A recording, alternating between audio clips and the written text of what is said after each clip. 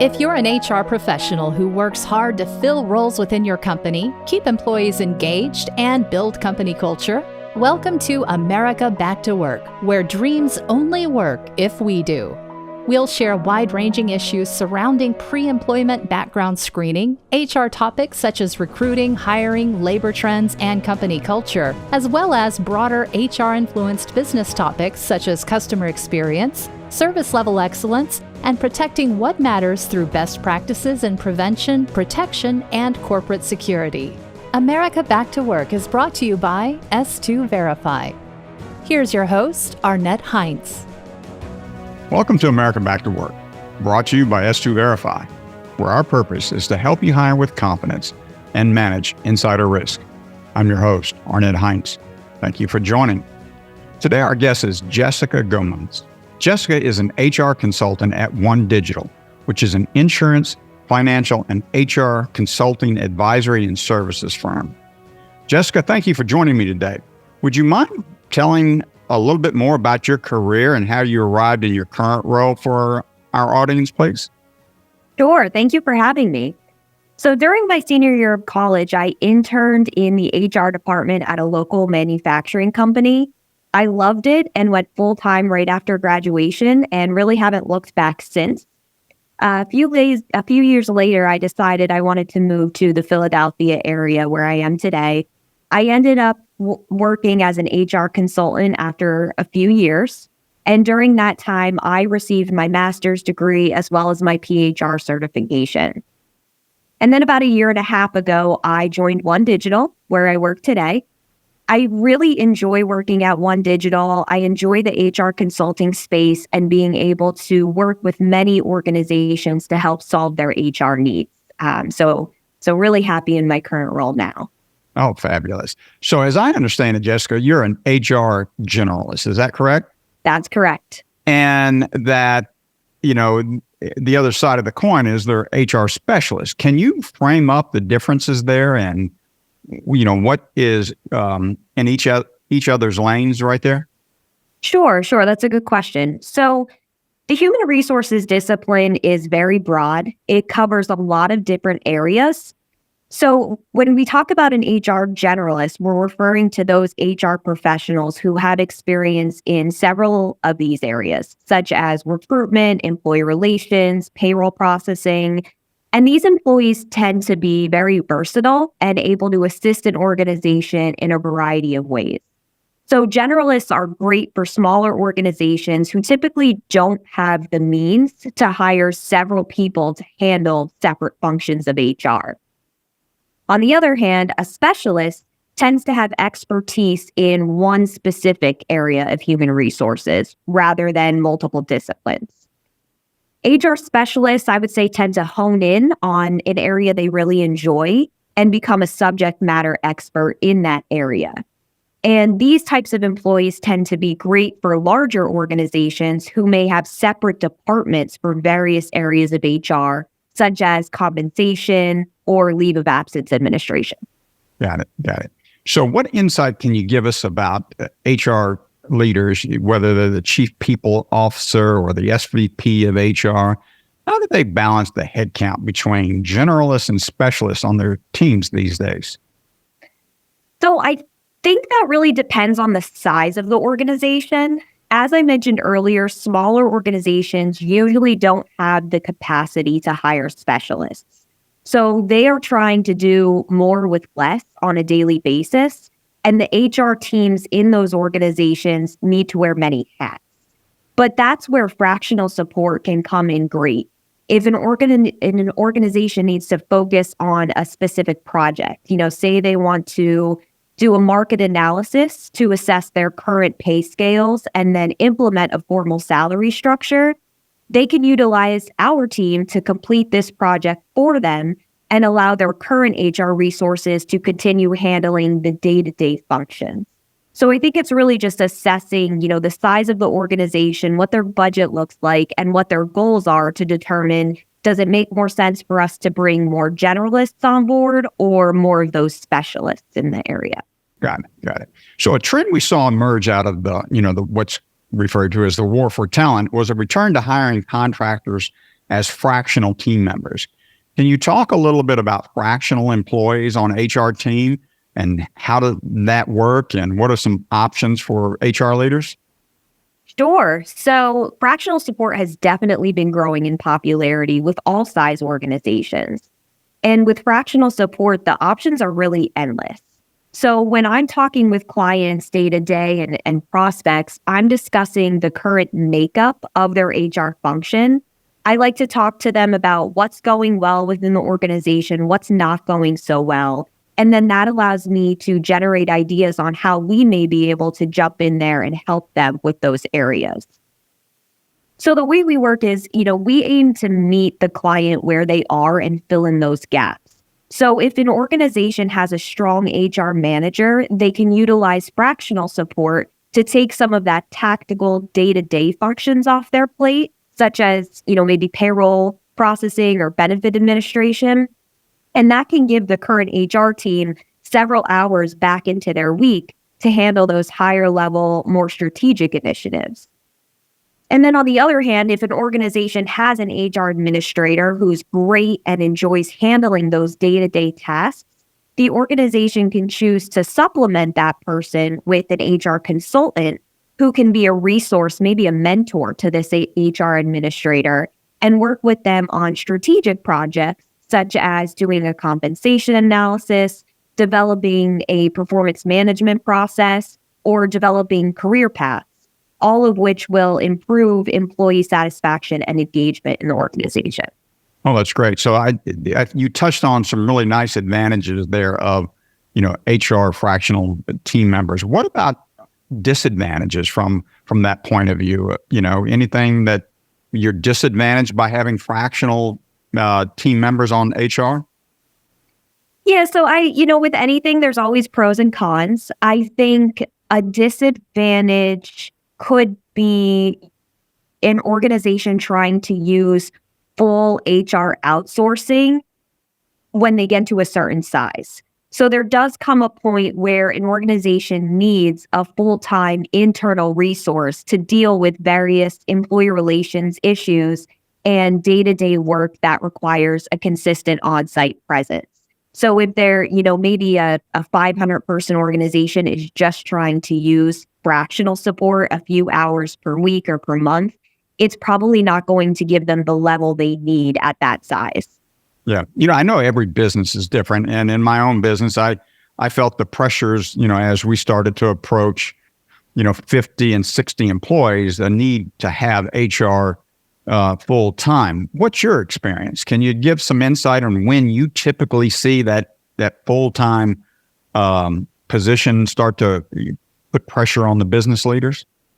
Yeah, that's a good question. And I think the current ratio that they say is typically there should be one full-time HR professional for every 100 employees. Okay. So if you are, if your organization is getting to that point where you're over 100 employees, it's probably time to make sure you have some type of full-time resource in-house, and then always consider, using that fractional model if there are other types of projects or things that you want to get done where you don't necessarily need to add additional headcount, but you might need some interim support. Yep. So what are some of the most in-demand fractional HR roles that you see in the industry right now? I would say the most in-demand are recruitment, onboarding, and payroll processing. And the reasons I think that these are more in demand is that those functions tend to take a lot of time for an organization. And, especially in the current market where we're seeing a record number of open jobs. Yeah. Many organizations are still fighting to find and retain qualified candidates. So they're leaning on outside professionals to help them in that area. Yeah. So how can HR generalists, specialists, and contractors best position themselves, when they're looking for an opportunity with an HR team? I think your experience might provide some neat perspective and help to these members. What would you suggest? Yeah. So I think when an HR professional is looking for a new role, the first thing I would encourage them to do is take a step back think about their strengths, what they enjoy, and where they see themselves in the next few years.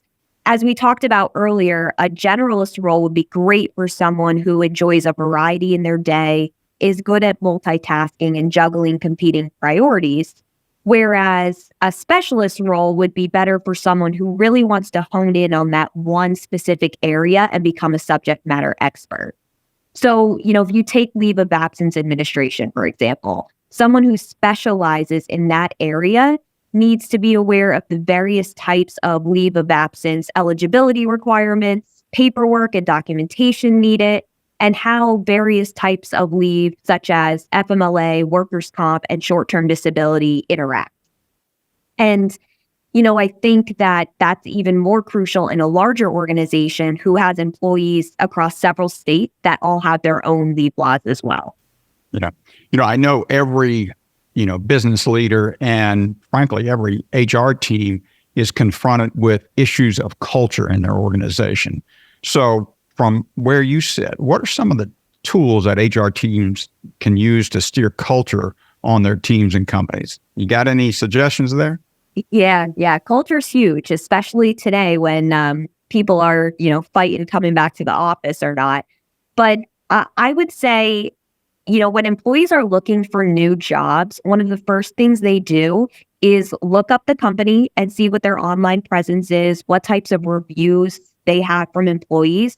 So if an organization doesn't have a good culture, it's going to become evident very quickly. One of the tools that I think is actually very underutilized are employee engagement surveys. That can be a great source to obtain different thoughts and perspectives from employees.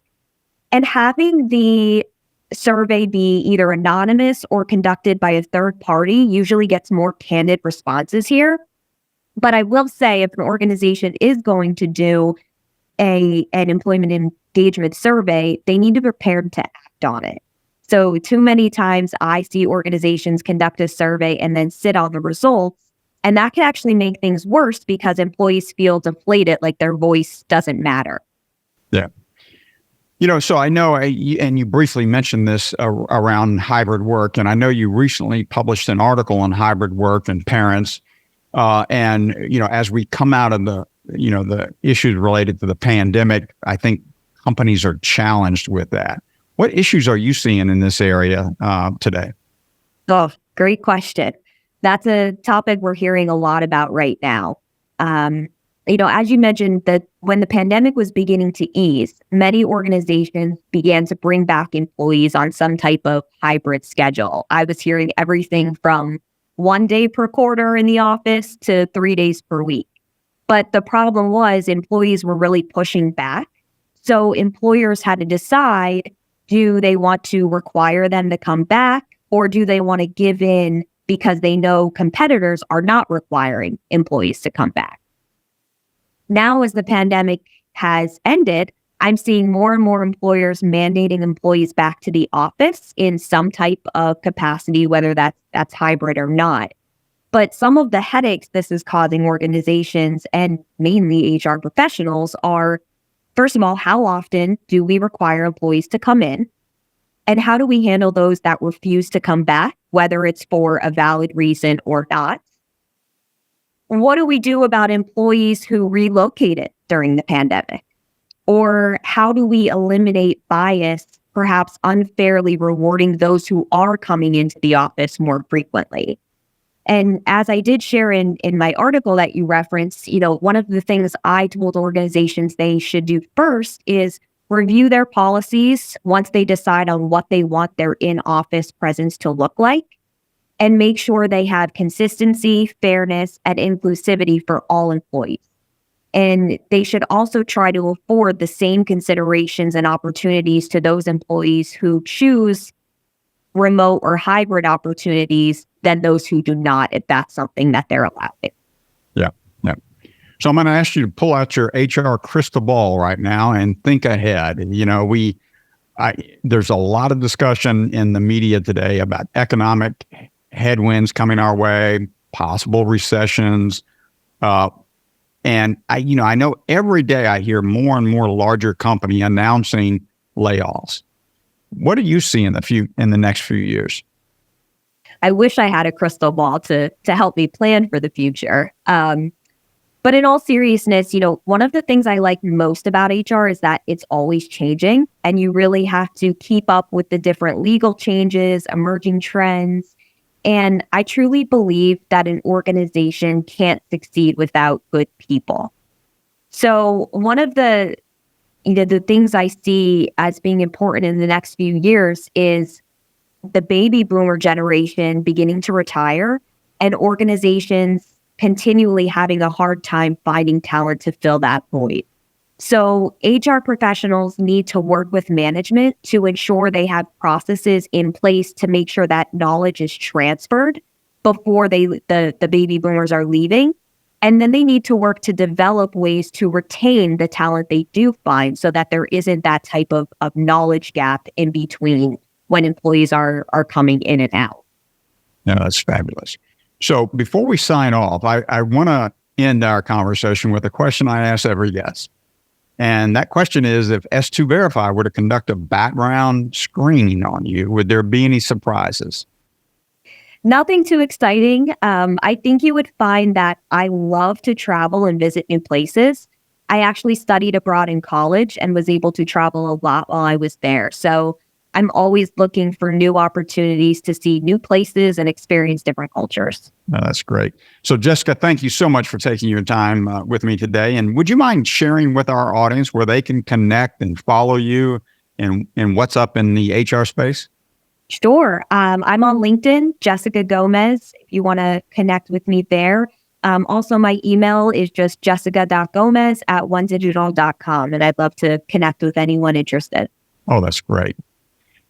And now I'm in it with Bill and Jim, my partners at S2 Verify.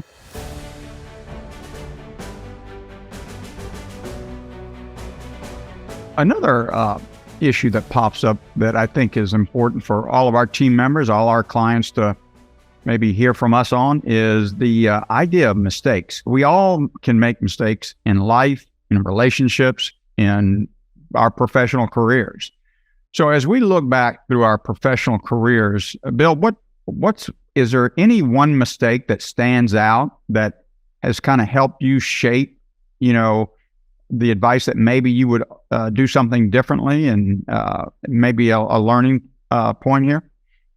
Yeah, I mean, that's a good question. I believe that you're going to make mistakes no matter what throughout your career. And at the end of the day, I've tried. I can't think of one, singular mistake that was, because there's a lot of mistakes. I was involved in, developing a device, a drug testing device. And so we made a fair amount of mistakes in doing it and spent a fair amount of money, but at the end of the day, it ended up being, a patented device that was used by Walmart. So just a lot of trial and error. And so don't get down on yourself if you make a mistake, pivot, look at what, solution you can get to and just keep going. I can't think of anything that's significant because I try to make sure that, my boss always knew what was going on, always, made sure the team knew what was going on. So at the end of the day, if you're starting to make a mistake, a lot of people then can redirect you into the right direction. So great advice there. So Jim, how about you? Anything that stand out for you? I think, Arnette, this one's going to be relative to most, and it's one of those topics you don't see coming, and that is I have been, and I don't mind admitting it. If Mrs. Zimbardi were here, she'd be having a cheerleading stunt in the background, but I have been horrendous at work-life balance. Okay, I think the three of us are built somewhat the same. When you go all in on something, whether it's your job, your career, or starting a company, we've all gotten to that point where I don't care if it's the simplicity of missing a baseball game, missing a recital, and nowadays it's like pulling aside time for yourself to let that gas get out of the system, let it expose itself in terms of I just need a little breather, right? So I think as this unfolds, using a bad term, I'm still not great at it. but I think I've gotten a little better, and it will reflect, pretty important, it will reflect with your people, right? It's hard to preach it if you don't do it. And so some of the ways to demonstrate work-life balance, I think Billy and I have gotten better at that in terms of taking real time, creating a gap to allow that to happen. Yep. That's, that's so true about, entrepreneurs in general, where, they get focused on building the business, and it's tough to maintain that work-life balance. And I know just for me personally, when I started my first business after retiring from the Secret Service and starting that security risk management business, it was 16, 18 hours a day, 7 days a week. And that ran for a number of years. And one day I woke up and realized, I've got to start hiring a lot of other people to take some of this load off and keep a balance here. So, Absolutely. Yeah. Bill, what about you on the work-life balance issue? Where do you come down on that? Yeah, I'm just like you guys. I mean, at the end of the day, I spent a lot of time on the road. So, when you're in sales, unfortunately, you have to spend a lot of time on the road. So, come home on the weekends, maybe go to the lake and stuff. So, but owning your own company, I mean, you live and breathe everything, 24 hours a day. So, I do take time on the weekends.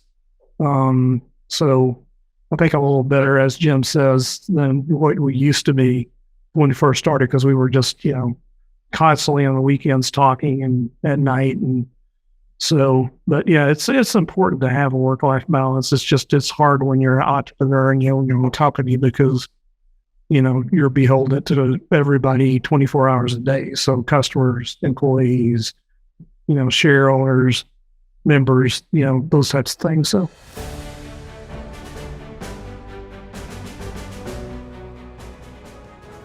For our audience, please tune in next week when we continue our conversation about the trends, challenges, and solutions in HR. We'll see you then. And it goes without saying, let's get America back to work, because dreams only work if we do. Jessica, thank you so much for joining me. Thank you for having me. If you want to stay abreast of HR, recruiting, and hiring trends, tips, and tools, make sure you subscribe to America Back to Work. If you enjoyed this episode, leave us a rating and a review.